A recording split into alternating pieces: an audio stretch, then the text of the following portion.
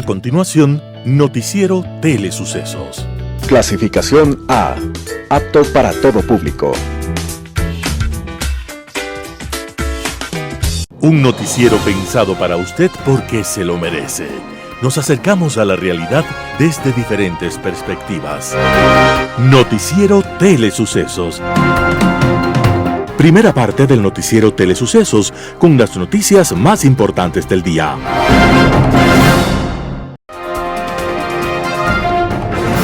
Un día como hoy. Hubo una mujer que en la víspera de su matrimonio, mientras conversaba con su novio en la sala de su casa, recibió de él una pequeña caja de madera con una carta, y al querer abrirla, él le pidió que la leyera después. En ese momento, el novio sacó una pistola y se disparó en el pecho. A aquella mujer desde entonces le decían la viuda soltera. Y cuando habían pasado los años y parecía condenada a la soledad, apareció un fotógrafo judío alemán que le propuso matrimonio y se casaron en poco tiempo. De aquel matrimonio hubo 4 hijas y el mundo habría de reconocer a una de ellas como Magdalena Carmen Frida Kahlo y Calderón. Sí, Frida Kahlo, la gran pintora mexicana de todos los tiempos.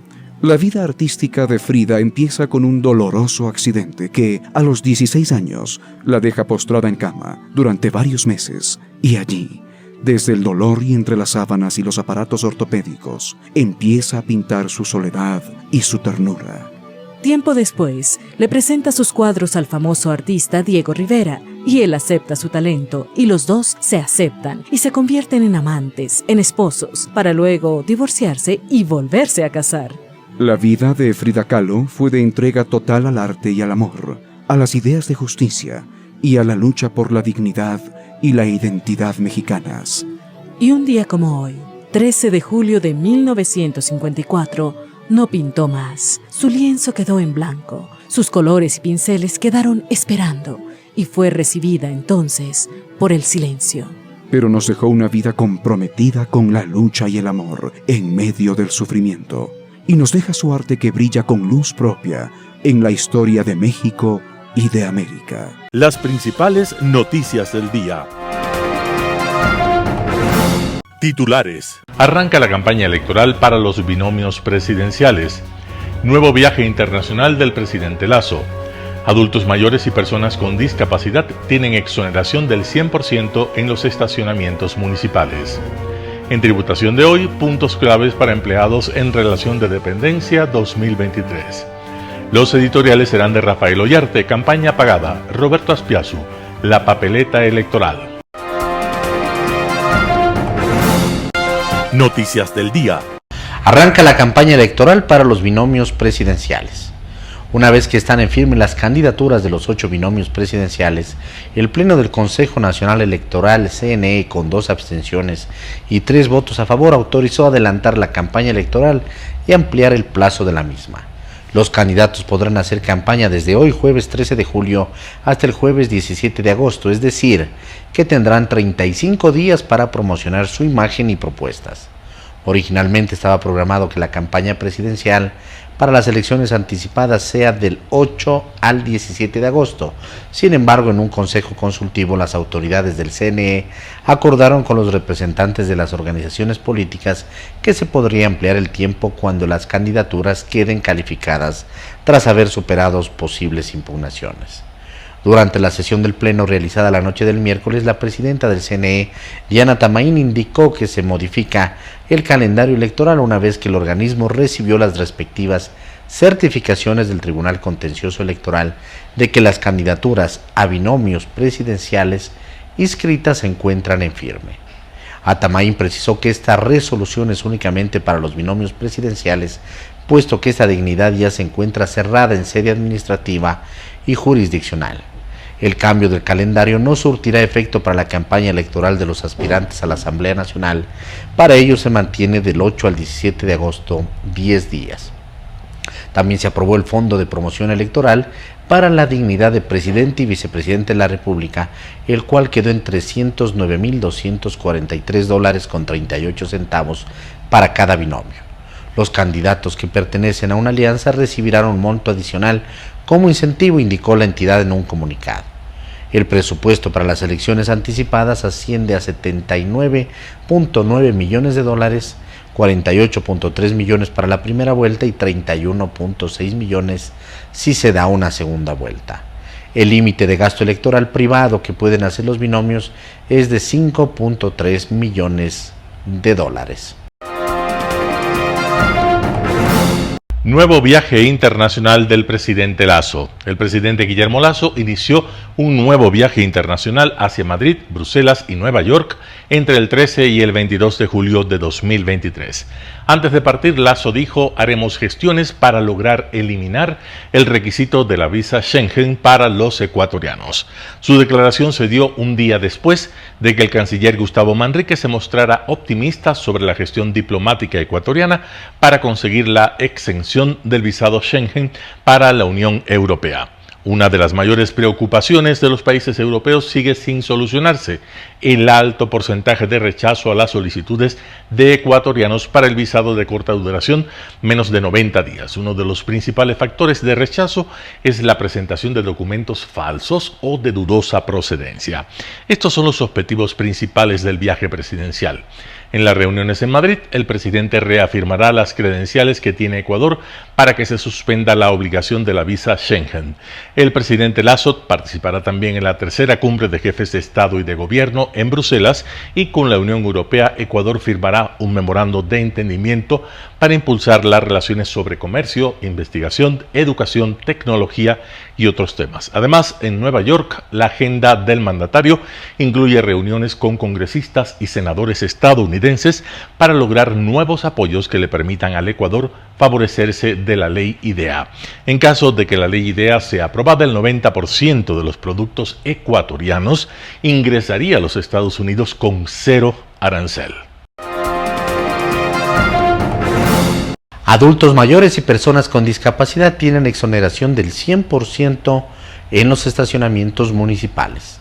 La empresa pública metropolitana de movilidad y obras públicas, EPMOP, ofrece la exoneración del 100% del valor en el uso de estacionamientos municipales a los adultos mayores o personas con discapacidad. Este beneficio aplica para los adultos mayores que conducen sus autos y para los acompañantes de las personas con discapacidad que los trasladan en ese momento. Requisitos: cédula de ciudadanía para validar la edad y o tipo de discapacidad. Registrar los datos que solicita el personal de la EMOP como parte del proceso de exoneración. Procedimiento: al usar los estacionamientos, guarde el ticket y solicite la exoneración al momento de cancelar. La pérdida o daño del comprobante tiene un valor de $15.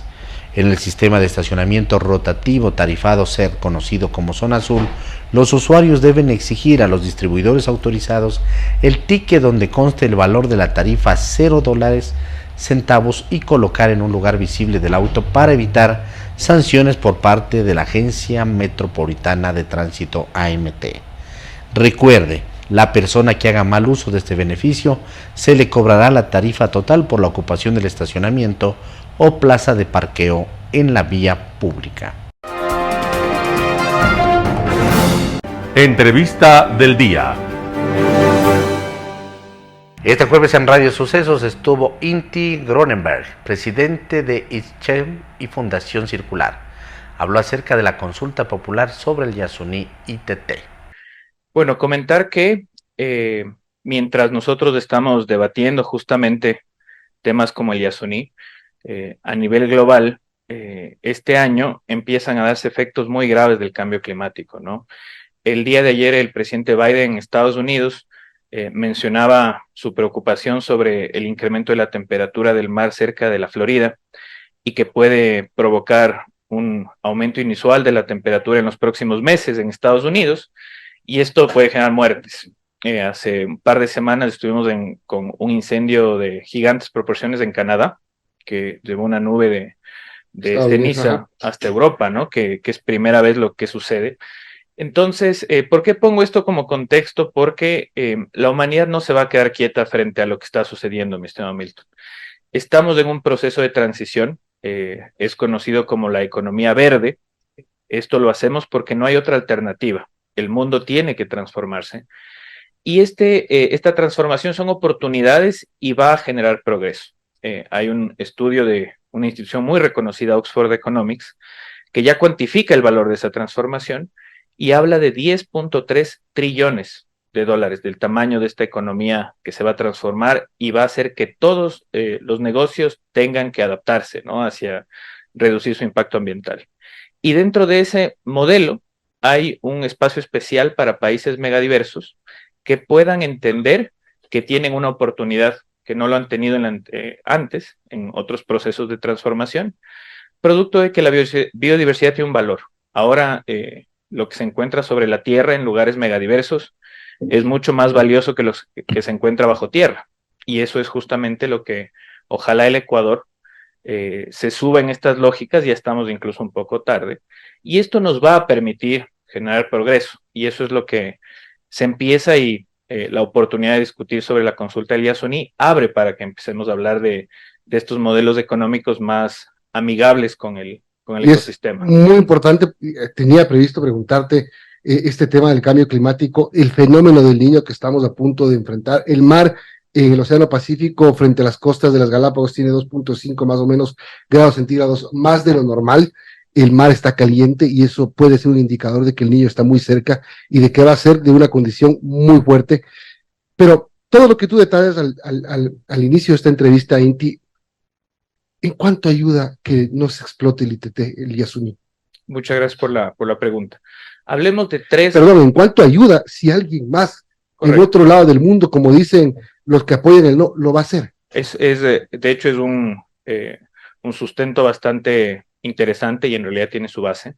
Lo que hablamos es que no se puede hacer en lugares megadiversos. En realidad, el concepto es que el valor de áreas como el Yasuní, tenemos datos para que entendamos su valor, es el área más megadiversa por kilómetro cuadrado de la humanidad. Eso es el Yasuní, según datos del Smithsonian. Y no solamente que es el más megadiverso, en una hectárea del Yasuní tienes más vida que en toda el área de Canadá y Estados Unidos combinada, sino que también el 95% de las especies son únicas. No existe en otro lado. Entonces, ese valor es muy superior a lo que se encuentra debajo de la tierra. Y es una tendencia internacional. Pensamos nosotros que somos los únicos que estamos discutiendo de que no se exploten áreas megadiversas. No es cierto. Noruega ya lo hizo en el 2019. Tuvo un evento en una isla en la cual se decidió que por su biodiversidad no se va a hacer explotación. Perú está discutiendo lo mismo del lado de ellos del Yasuní. Están por crear la reserva Napo Tigre. Y esa es la tendencia internacional. No estamos diciendo que no se haga explotación en el país. Lo que decimos muchas voces es no se puede hacer en lugares megadiversos como el Yasuní, por el valor que tiene y el potencial que nos puede dar como país. En Radio Sucesos también estuvo Juan Oña, especialista en incidencia de World Vision, para hablar acerca de los resultados del estudio sobre salud mental en niñas, niños, adolescentes y jóvenes. Escuchemos qué es lo que dijo. Sí, por supuesto, es un tema muy importante que se debe tratar, se debe analizar, pero sobre todo comentarle que en realidad quien tuvo la decisión de hacer la encuesta y específicamente de este tema fueron las mismas niñas, niños y adolescentes de la red que apoyamos como World Vision Ecuador. Esta red se llama Wamberkunapagyo Yaikuna. Es la segunda edición de la encuesta nacional Todos tus derechos. En esta ocasión trató sobre salud mental. El año pasado trató sobre violencia, otro tema también muy complejo e importante. Y que las mismas niñas, niños y adolescentes lo están ubicando como uno de los problemas que están viviendo en el día a día. De acuerdo a la encuesta nacional y los resultados que ustedes han obtenido, el 76% de los niños, niñas y adolescentes del país se consideran felices, mientras que el 12% se siente estresado, el 6% cansado. Los chicos... ¿Entre qué edades fueron realizadas primero la encuesta? ¿Cuál fue el rango de edad para los chicos? Sí, por supuesto. Los niños, las niñas que participaron lo hicieron desde los 7, 8 años de edad en adelante, hasta los 17, 18 inclusive. Es interesante porque tal vez a veces cuando uno lee la estadística o el porcentaje que logramos en nuestra muestra, pensaría que si el 76% de niños y niñas están felices, pues no hay mayor problema. Pero en realidad nuestra atención debe estar sobre el 24.8% que no lo están. Tampoco es un porcentaje menor y debería ya levantarnos la alerta de que debemos tratar estos temas. 24% al que se suma un 12% de niños que se sienten estresados, 6% cansados y un 2% triste. Así es. Entre las otras opciones que no eran feliz, justamente está este 24%, que es prácticamente más o menos casi la tercera parte del universo total con el que trabajamos. Cabe mencionar que fueron 247.106 respuestas las que obtuvimos, con representación en las 24 provincias del país. Por supuesto, el número en relación con la totalidad de población de niñas, niños y adolescentes en el Ecuador, que son 6 millones, quizás no es mayormente representativo, pero esto no quiere decir que no sea importante el resultado que hemos obtenido. ¿Por qué? Porque en la muestra que tenemos es precisamente digamos, una radiografía a lo que seguramente a nivel nacional también está ocurriendo. Creo que es importante, como le decía, más allá del 76% que se han considerado felices, entender que hay un 24% que no necesariamente lo están y han ubicado sus emociones como estrés, cansancio, tristeza, regularidad o quizás neutralidad, o inclusive otros. Este espacio del 2.1% de otro es el más interesante y quizás el más preocupante, porque no sabemos necesariamente qué específicamente están sintiendo esos niños y esas niñas. Esa era la pregunta que seguía. ¿Se pudo ahondar y saber qué los lleva a estar tristes, qué los lleva a estar cansados, qué los lleva a tener el estrés que tienen? Porque sí, si uno dice, como usted dice, un 24% no es mucho, no, es bastante en caso de la futura generación, que es la que va a asumir lo que es este país, ¿no? Por supuesto. Entre las causas, y que usted puede revisar en las siguientes preguntas, tienen que ver también, por ejemplo, la intimidación, el acoso emocional, tanto en el espacio escolar como en el hogar. Sabemos nosotros, y bueno, sabemos que en realidad los espacios donde más tiempo están compartiendo las niñas, los niños son tanto en la escuela como en el hogar. Entonces, precisamente por eso es que las preguntas se plantearon sobre esos dos espacios.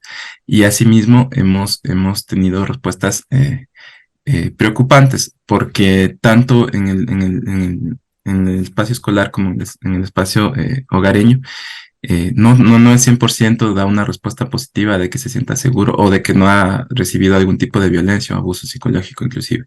También en Radio Suceso estuvo Carlos Fernández, presidente de la Asociación Holstein del Ecuador, para hablar acerca del sector ganadero frente a lo que se viene, el fenómeno del niño.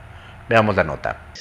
Pues sí, hemos hecho un comunicado para poner un poco en contexto las amenazas que significa no solo el fenómeno del niño, sino en general lo que ha generado el cambio climático, o lo que es como agricultores y ganaderos convivir en un medio ambiente que tiene vida propia, ¿no es cierto? La ecología, la final, en donde se desarrolla la agricultura y mucha de nuestra actividad es parte del medio ambiente, y estos embates o estos riesgos a los que nos enfrentamos se deben tomar en cuenta, principalmente para buscar medidas de mitigación o prevención en el caso de una amenaza inminente, como la que se ha mencionado últimamente. No estamos aún todavía bajo los embates del fenómeno del niño, pero ya nos anuncia un invierno fuerte en donde hemos visto inundaciones, donde hemos visto ya problemas en el campo, sobre todo en la zona de la costa, en donde las zonas más bajas terminan anegándose y pues se pierden cultivos y se pone en riesgo la producción. Carlos, perdón que lo interrumpa, cerca de 6 millones de reses ubicadas en las provincias del litoral estarían afectadas. Ustedes como Asociación Holstein, ¿cuántos miembros son en total? Y de estos, ¿cuál es la afectación que van a tener? Yo entiendo, el cambio climático en la costa niega, y por lo general las partes bajas, que es donde uno mantiene el ganado, y en la sierra es la escasez de alimentos. Por sequías, porque mientras la costa se inunda, hay partes de las zonas altas del país que van a tener sequías más extendidas, porque eso es lo que provoca el fenómeno del niño. Puntualicemos, si 6 millones de reses más o menos existen en el Ecuador. En la costa está distribuido alrededor del 40-50% de esos animales, en carne y leche, ¿okay? Son productos muy importantes en la dieta de los ecuatorianos. Conocemos que los lácteos son muy diversos y se utilizan en toda la mesa, tanto en el desayuno como en toda la parte alimenticia del ecuatoriano, ¿no es cierto?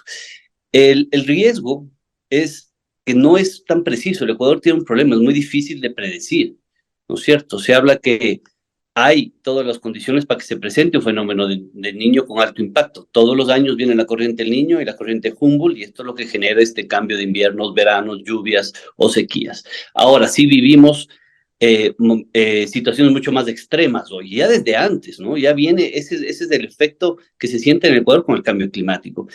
Y yo creo que como agricultores y ganaderos tenemos que ir buscando alternativas para prevenir, estar preparados, ¿no es cierto? Es un país muy bondadoso el Ecuador, en donde podemos producir alimentos todo el año. Lo vivimos en la pandemia. Vale resaltar el trabajo de los agricultores ecuatorianos.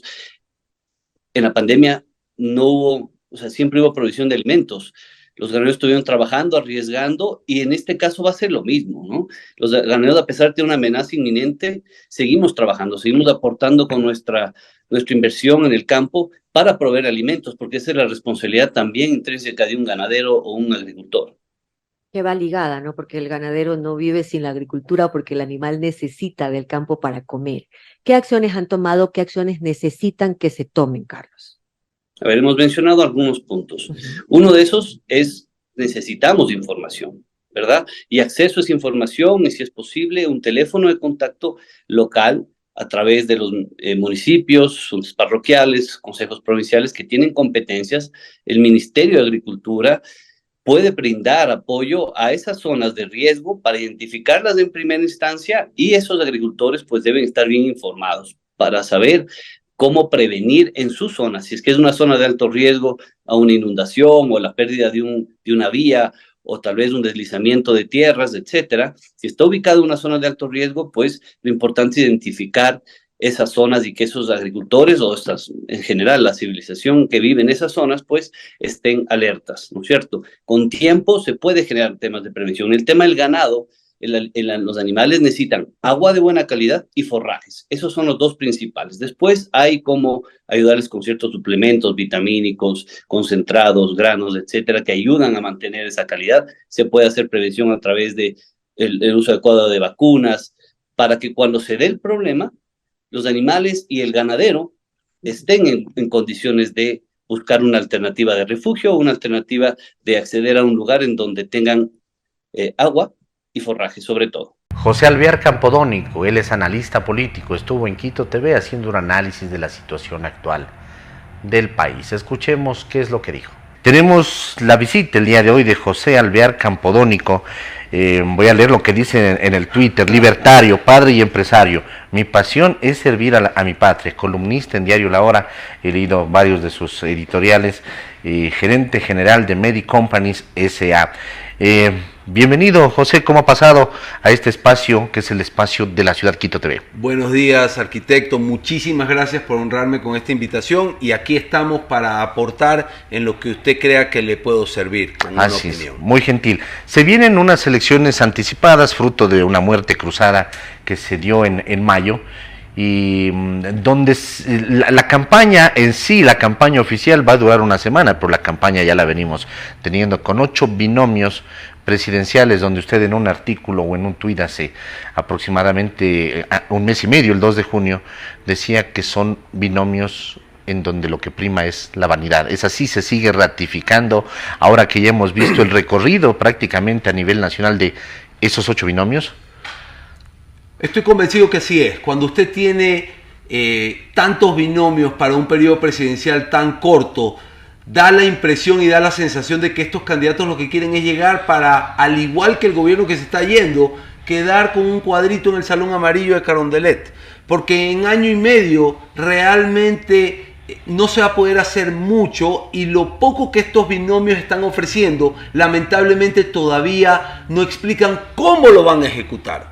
Entonces, nuevamente caemos en el show mediático, nuevamente las castas políticas diciéndole a la gran mayoría, al electorado, al votante, lo que el electorado necesita escuchar o está desesperado por escuchar, pero no le explican cómo hacerlo. Escuchamos temas como guerra contra la corrupción, no le explican cómo hacerlo, y muchas veces quienes son los abanderados de esta corrupción, hay rumores muy fuertes que son parte de la misma y cuyo silencio, cuya selectividad para denunciar tal o cual caso va en función de qué tanto ofrezca el oferente al final del día. Por otro lado, tenemos quienes abanderan la guerra contra la inseguridad, pero sin embargo no explican cómo lo van a hacer. No son conscientes de que todo tiene que pasar a través de una asamblea, que si te juega en contra o si no tienes un buen ministro de gobierno, como no lo tuvo este gobierno antes del ministro Cucalón, que para mí es una excepción,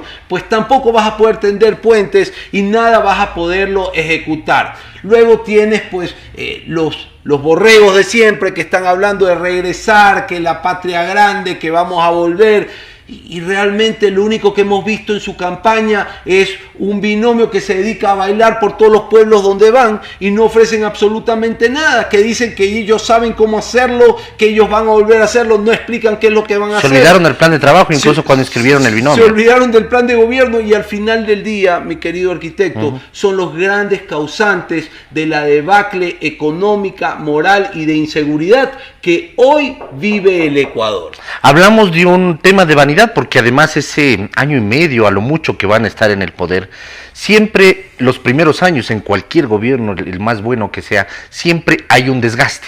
Por supuesto. Y el asunto es que ellos quieren estar un año y medio, pero después va a ser imposible, por ejemplo, que se reelijan porque van a tener un desgaste. O sea, lo que les interesa es estar ahí. ¿Así lo entiende? Tal es la hipótesis de la vanidad que yo planteo, que ninguno nos ha presentado una lista de asambleístas capaces, honestos y preparados, porque la ciudadanía no puede olvidar, arquitecto, que realmente donde el gobierno salga adelante, el gobierno que salga adelante es el gobierno que va a tener que tener las dos piernas bien equipadas o ejercitadas. La primera el Ejecutivo para proponer y la segunda es la Asamblea para ejecutar. Pero entre estas dos piernas tiene que haber una cadena que las una.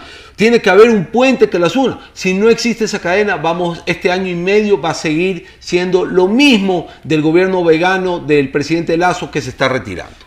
Hay un artículo presentado por usted el 5 de julio, me parece, sobre otro tema que ha vuelto a la palestra. Es el tema de explotar o no explotar el petróleo que está en el Yasuní. Y el artículo dice, Ecuador es, ¿somos o nos hacemos? Ecuador es un país pobre, endeudado, con muchas necesidades. No nos podemos dar el lujo de no explotar responsablemente el petróleo. El costo social sería altísimo. Más pobreza, menos recursos para nuestra gente, menos recursos que requiere el país. Hay que explotar, pero responsablemente. Hay que explotar responsablemente y le paso un mensaje con mucho respeto a los ambientalistas. Hay que dejar la novelería a un lado, hay que poner los pies en la tierra, porque Ecuador, como bien dice ese artículo, es un país pobre, es un país con necesidades, es un país con prioridades, donde no se puede dar el lujo de mantener el petróleo bajo tierra, menos aún cuando no ha habido un gobierno todavía que quiere ejecutar un plan B, un plan de contingencia para poder dejar este petróleo abajo o explotar lo menos posible este petróleo. Que existen otros recursos alternativos, existen pero otros no se lo recursos, como el gas natural. Por ejemplo, existen grandes reservas en el campo Amistad de gas natural que ningún gobierno ha tenido la decisión política, por no atentar contra esas mafias del petróleo, que siempre son los que terminan manejando los ministerios de energía y minas, de explorar y de explotar. Le doy un dato más a la ciudadanía que hoy nos escucha. Somos el único país en Latinoamérica, que hoy no explota gas natural. Todo el resto de Latinoamérica lo hace, desde Venezuela hasta Argentina. ¿Qué proponen los candidatos con más intención de voto en relación con el empleo? González promete ampliar los derechos laborales, estabilidad, condiciones de trabajo seguras, salario digno y además promete controlar las plataformas digitales para garantizar el respeto de los derechos laborales. Pérez dice que ampliará el mercado interno incrementando salarios. Además dice que analizará reducir la jornada laboral, pero no el sueldo, trabajar menos y seguir ganando lo mismo. Sonnenholzer promete mejorar las condiciones de los trabajadores a través de la capacitación, en carreras técnicas y en ramas científicas, para así mejorar su capacidad de inserción en el mercado laboral. Villavicencio insiste que la única manera de generar empleo es a través del crecimiento sostenido. En resumen, González y Pérez creen que la rigidez laboral puede crear empleos, cuando la evidencia empírica nos dice precisamente lo contrario. Sonnenholzner promete mejorar la capacitación laboral y Villavicencio mejorar el empleo a través de la inversión. Conoce más sobre los candidatos en el análisis semanal. Te esperamos. Tributación de hoy con Cristina Trujillo. Soy Cristina Trujillo de su noticiero de Telesucesos. Vamos a hablar de una manera muy sencilla sobre la resolución número 20 emitida por el Servicio de Rentas Internas para el cálculo de nuestro impuesto a la renta de las personas naturales por la reforma tributaria de la Ley Orgánica para el Fortalecimiento de la Economía Familiar. Esta resolución número 20 trae importantes puntos, pero sobre todo para la relación de dependencia de nuestros empleados y el cálculo correcto del impuesto a la renta y la reliquidación del mismo que se tiene que hacer en este mes de julio. Los patronos, como agentes de retención que somos, de acuerdo a las disposiciones legales de nuestra ley tributaria, artículo 50 de la ley tributaria y 104 del reglamento fiscal, tenemos que retener a nuestros empleados. Esta obligación lo hacemos por lo general en el mes de enero. Sin embargo, en esta resolución habla de un aspecto muy importante, que de manera general nuestros empleados van a traer su formulario de gastos personales considerando ya la reforma fiscal que ha sido aprobada y obviamente con el dictamen favorable de la Corte Constitucional de manera general cada mes de febrero. Mire este cambio importante.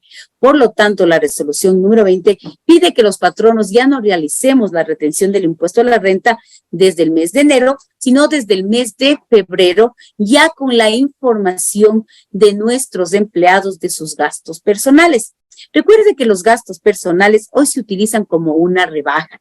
La reforma trae una nueva fórmula.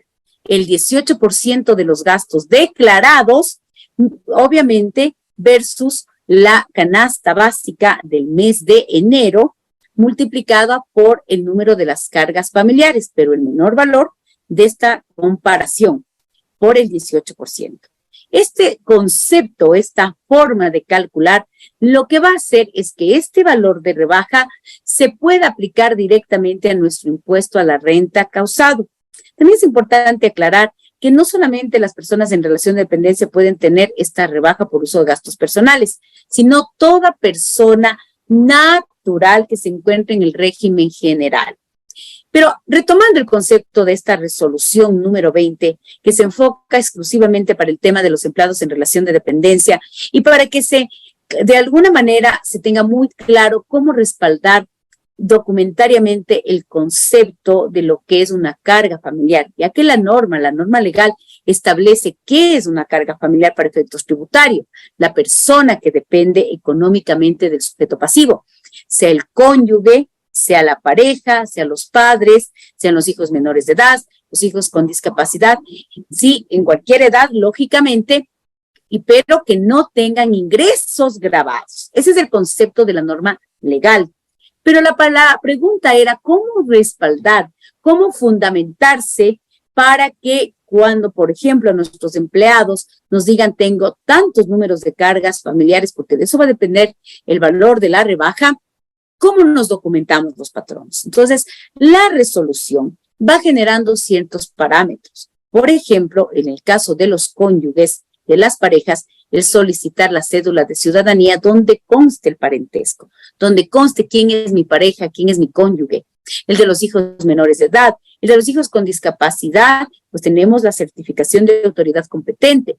Si usted tiene o sus dependientes tienen una enfermedad huérfana, rara o catastrófica, esa tiene que venir certificada por el Ministerio de Salud o por el IES. Adicionalmente, en el tema de los padres. El tema de los padres es muy importante porque podemos haber hijos que compartamos la manutención de nuestros padres, pero la norma establece que solo un sujeto pasivo puede tomarse esta rebaja por el uso de los gastos personales de nuestros padres dependientes, y para eso la resolución 20 establece muy clarito que será el padre el que establezca el consentimiento, y para eso el SRI generó un modelo de carta de consentimiento donde el padre va a decir claramente es Cristina, es María, es Juan, es Mónica, ¿quién es el que está a cargo de mi mantención? Y ahí va incluso con la copia de su cédula de ciudadanía, porque solamente uno podrá tomarse ese rebaja, ese beneficio. Esto es muy importante. Y habla de una totalidad, ¿no es cierto? Como yo siempre ponía en el ejemplo, no porque le di un par de zapatos en el año, estoy a cargo de su mantención. Te habla de una totalidad, de una mantención. Me hablaban de los ingresos. Los ingresos tienen que ser, obviamente, para que estén a cargo de mi mantención, que no perciban nuestros dependientes ingresos grabados. También es importante no confundir el gasto de nuestras mascotas con cargas familiares. Sí es un gasto deducible, pero no es una carga familiar. Esto es muy importante que usted lo tome en cuenta para que pueda hacer correctamente su gasto, su proyección de gastos personales y sobre todo, pues usted pueda trabajar de manera adecuada en qué me voy a tomar en este año y presentar correctamente en este mes de julio su formulario de gastos personales si usted se encuentra en relación de dependencia. Está también en resolución, establece cuál va a ser la forma detallada, hacerlo de una manera, vemos general, cuando ya estemos pues en un ejercicio fiscal completo, que va a ser el mes de febrero, usted si tiene cambios en sus gastos personales o si tiene cambios en sus ingresos grabados, pues usted puede presentar su formulario de gastos personales como empleado en relación de dependencia en el mes de julio, en el mes de junio o en el mes de septiembre. Es muy importante que usted revise esta resolución que ha emitido el Servicio de Rentas Internas para que tanto usted como empleado como patrono pueda aplicar correctamente esta reforma tributaria tan esperada con el decreto 742 que ya está pues totalmente, hablemos, en circulación operativa a través de su publicación en registro oficial. Esta sí se aplica a partir del 2023. A pesar de que el impuesto a la renta, por lo general, por regla general, al ser un impuesto anual, siempre se ha aplicado al siguiente año. Pero este es el beneficio, que justamente las personas naturales podamos tener este beneficio de aplicar la rebaja por uso de gastos personales de este 18% en este año 2023 con la nueva tabla de persona natural, pero para el régimen general. Recuerde todas estas recomendaciones. Hay más en la reforma de la Ley Orgánica para el Fortalecimiento de la Economía Familiar. También estamos a la espera del reglamento para aplicar de una mejor manera, de una manera adecuada. Hay reformas en el régimen impositivo RIMPE, también tenemos el tema del IVA para los espectáculos públicos, este impuesto nuevo a lo que tenemos los pronósticos deportivos y vamos a seguir capacitándonos, vamos a seguir entendiendo esta reforma tributaria. El primer decreto que da el informe positivo está la Corte Constitucional al decreto enviado por el presidente de la República. Nos vamos a seguir capacitando, nos vamos a seguir informando y soy su amiga Cristina Trujillo y nos volveremos a ver la próxima semana en su noticiero de Telesucesos de su programa Tributación de hoy. Editorial. Campaña pagada, artículo de Rafael Ollarte publicado en Diario El Expreso. Tradicionalmente, como ocurre en la generalidad de naciones, las campañas electorales debían ser financiadas y pagadas por los partidos políticos que participaban en las elecciones y por sus candidatos.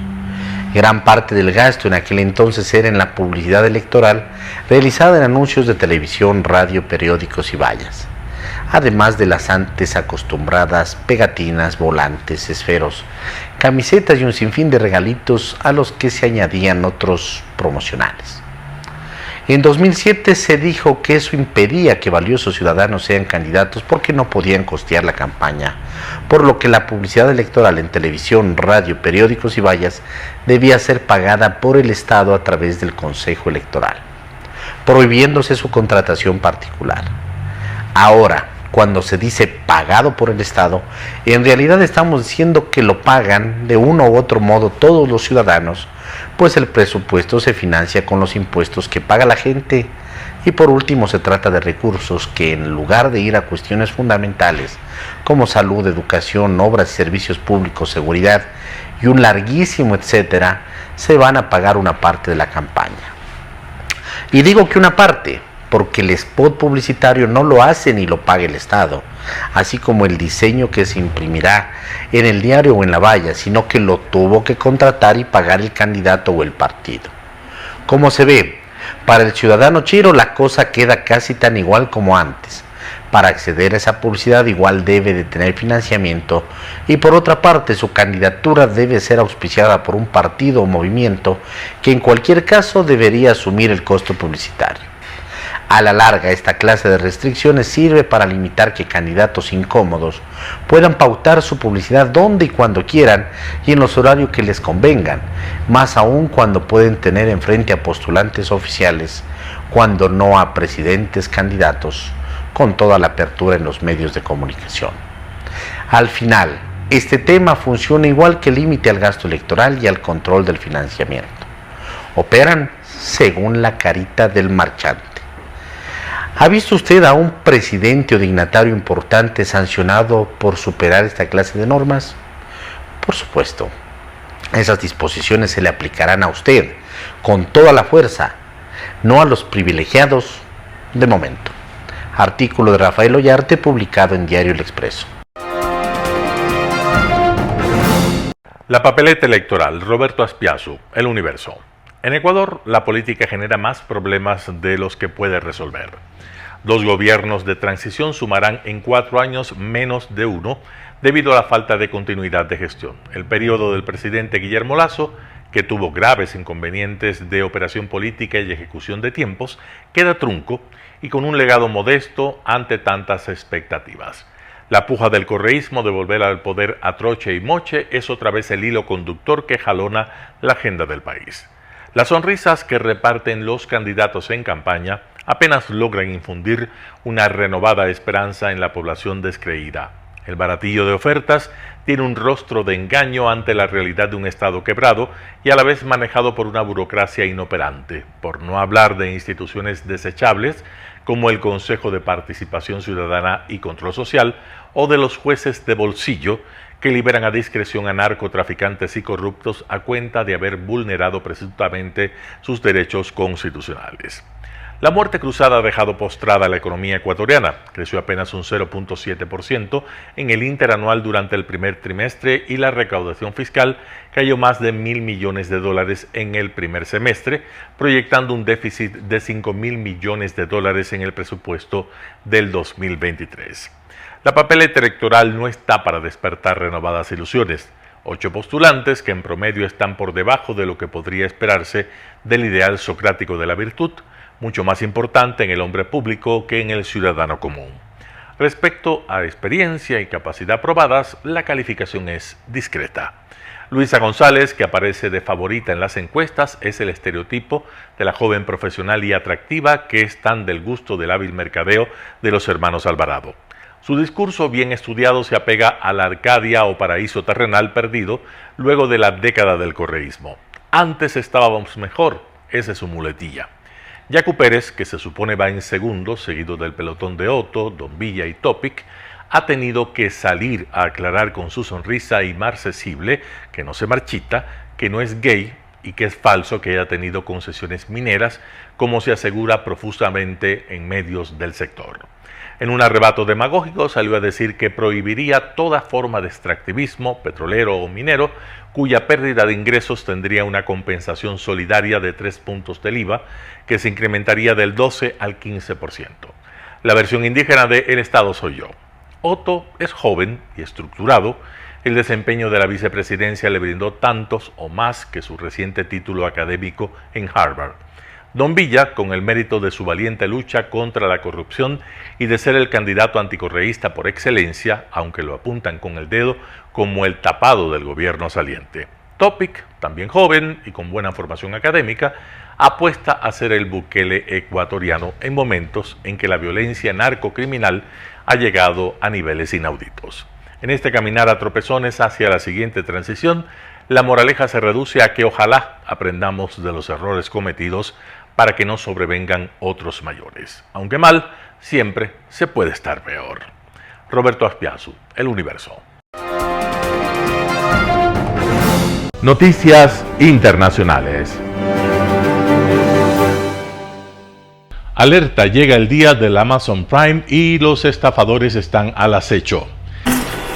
Cerca de 9.000 millones de dólares reportaron consumidores en pérdidas durante 2022 tras ser víctimas de estafa. Según datos de la Comisión Federal de Comercio de Estados Unidos, una de las modalidades más comúnmente empleadas es a través de Internet, en días como hoy, de descuentos para miembros Prime en Amazon. Diciéndoles que hubo un cargo en su tarjeta, que hubo un problema con su pedido, que hubo algo que motive a las personas a llamarlo, a contactarlos directamente. Cortar la comunicación es la primera medida recomendada, además de ir directamente a la página de la tienda, pues la suplantación es más común de lo que se piensa. Tenga cuidado con ir a enlaces sugeridos porque puede llegar a una página que se parece a Amazon, pero en realidad es un sitio fraudulento. En 2022, Amazon reportó más de 20.000 sitios web y más de 10.000 números telefónicos que usaban su identidad para estafar a la gente. Vanessa hace entregas para la compañía y su experiencia le ayuda a mantenerse alerta cuando compra. En la misma página de la aplicación voy viendo en qué estatus, si ha habido algún error, si hace falta algún dato para evitar ese tipo de confusiones. Adicionalmente, usuarios recomiendan también revisar las reseñas sobre los productos. Aunque Amazon, por ejemplo, asegura dar garantías sobre lo que se vende en su portal, la foto puede no siempre ser precisa. Hay veces que sí es lo que tú compras, hay veces que no, y eso a suerte y verdad comprar por internet. Los latinos nomás nos buscamos las cosas que nos interesa y lo último que nos fijamos a veces es el precio y pues a veces es lo que nos afecta. Y aunque estos pasos pueden prevenir ser víctima de estafa, lo más importante es mantenerse alerta, siendo usted quien llega al producto en un portal confiable y no el producto quien llega a usted por redes sociales, correo u otros medios. Laura Sepúlveda, Voz de América, Texas. Lituania propone la cooperación para prevenir escasez de medicamentos. Como muchos otros estados miembros de la Unión Europea, Lituania ha reportado varios casos de escasez de medicamentos. En Vilna nos reunimos con el viceministro de Sanidad para hablar de las medidas concretas que está tomando el país para mejorar la situación. Nos comentó que la cooperación entre los países vecinos de la Unión Europea es crucial para resolver el problema.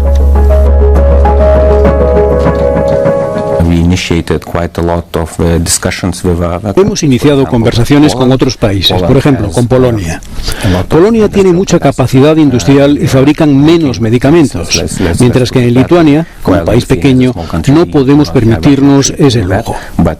Sin embargo, podemos mejorar la cooperación con un país vecino y traer medicamentos. Esta es una de las cuestiones que hemos abordado y en la que nos centraremos en el futuro. Por supuesto, hemos comprendido que incluso en nuestro pequeño país, en nuestra red de farmacias, hay muchas desigualdades.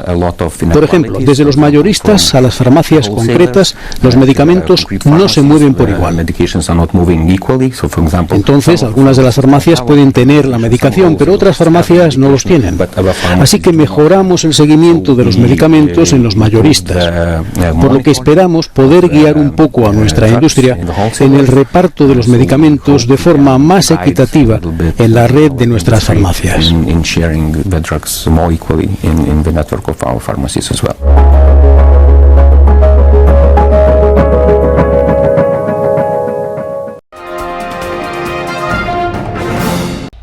Miles de civiles ucranianos son prisioneros en cárceles rusas, según una investigación. Olena Yakupova es uno de los miles de civiles ucranianos que solo han sido retenidos en prisiones rusas desde el comienzo de la guerra. Una investigación de la agencia Associated Press ha descubierto una red de cárceles formales o improvisadas en Rusia y la Ucrania ocupada. Los prisioneros cuentan historias de torturas, abusos psicológicos y trabajos forzados.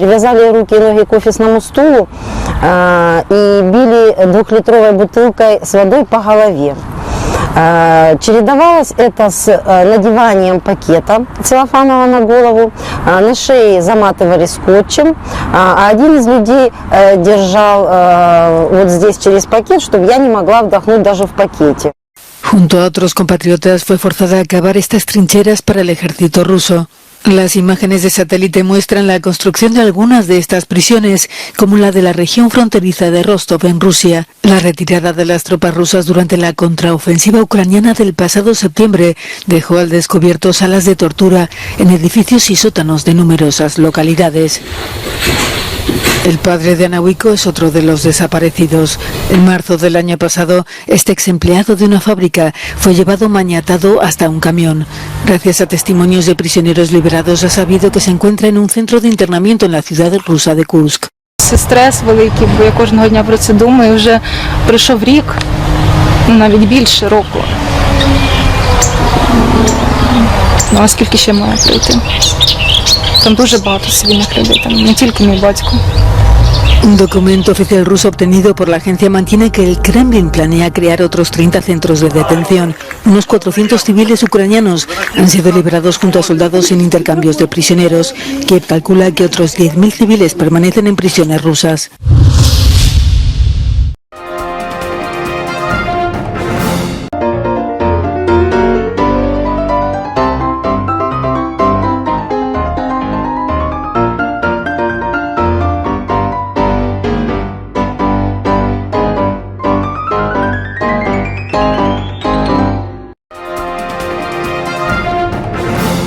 Telesucesos Sports.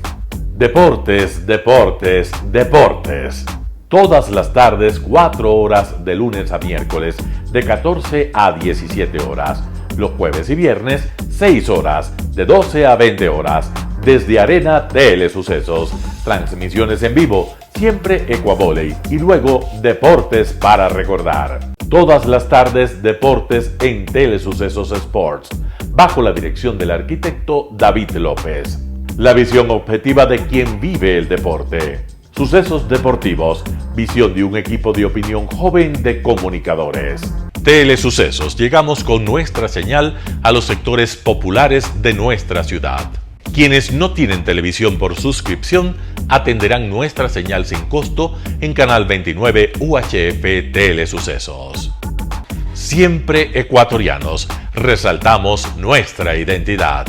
El básquet, esgrima, tenis de mesa, taekwondo, box y muchos deportes más en Telesucesos Sport, sin costo desde la comodidad de su hogar en Telesucesos Canal 29. Arena Telesucesos es una importante y funcional edificación cubierta dispuesta para la práctica y desarrollo de eventos del Ecuavoley. La transmisión de Telesucesos se podrá sintonizar además a través de Claro TV Canal 43, TV Cable Canal 73 y en redes sociales Facebook Live Telesucesos Quito y YouTube Telesucesos HD. Si deseas asistir a los encuentros en vivo de Ecuavoley, comunícate con nosotros a los números de teléfono 2021-224 o al 0989-973-725. Ven con tu familia y amigos a vivir la emoción del Ecuavoley. Emoción sin límites los días jueves y viernes desde la comodidad de su hogar. Resaltamos nuestra identidad como ecuatorianos iniciando transmisiones en Telesucesos del Ecuavoley, que representa, luego del fútbol, el deporte más popular de nuestro país y el que practican los ecuatorianos residentes en muchos países del mundo. Nuestra señal será transmitida en directo por televisión abierta en la ciudad de Quito y a través de las redes sociales a todo el país, así que llegará a Estados Unidos, España e Italia, creando a través del Ecuavoley un nexo fraterno entre ecuatorianos y entre los inmigrantes de nuestro país. Anuncie en Telesucesos Sport y llegue con nosotros a lo más importante del deporte popular. Telesucesos, con sus transmisiones, jerarquizará esta práctica deportiva, convocando importantes competencias de Ecuavoley dentro y fuera del Ecuador. Llegando con deportes no atendidos por los medios de comunicación que han concentrado su acción en el fútbol. El tenis, box, golf, racquetball llegarán a su pantalla de televisión en tiempo real a través de Canal 29 UHF, competencias que podrán ser atendidas a través de Facebook, YouTube y vivir los encuentros deportivos en directo y en tiempo real. Esté atento a nuestros horarios especiales de transmisión los fines de semana y feriados.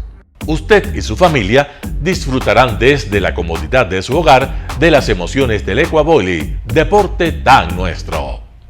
Somos inéditos y para ello disponemos de un escenario cubierto propio, Arena Telesucesos, desde donde transmitimos nuestros encuentros masculinos y femeninos de este deporte. Arena Telesucesos, el escenario cubierto para la práctica del deporte 100% ecuatoriano, el Ecuavóley. Telesucesos es un canal de televisión que incorpora a su programación manifestaciones culturales y deportivas que marcan la identidad de nuestro país. Telesucesos, el canal de televisión siempre inédito. El noticiero Telesucesos es retransmitido de lunes a viernes a las 7 horas por Radio Planeta Sur 106.1 FM de la ciudad de Loja. Noticiero Telesucesos.